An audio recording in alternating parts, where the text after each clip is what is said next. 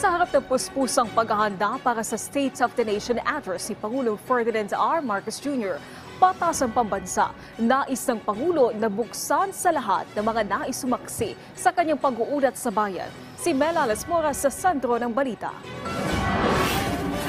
Isama ang lahat ng gustong sumama at tanggapin ang mga nais makiisa.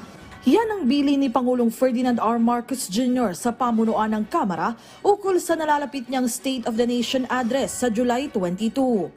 Ayon kay House Secretary General Reginald Velasco, nakausap na niya ang presidente hinggil sa pagtitipon. Puspusan na rin ang kanilang paghanda ukol dito. I had a chit-chat with the president yesterday. And I said there are a lot of people who would like to attend this SONA, this July 22nd.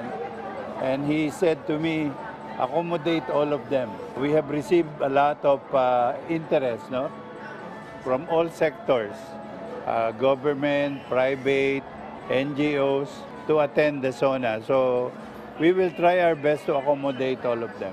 Dito sa loob ng plenary hall, tulong-tulong na ang mga kawani sa paglalagay ng higanting watawat ng Pilipinas. Bagong linis ito bilang paghanda sa okasyon.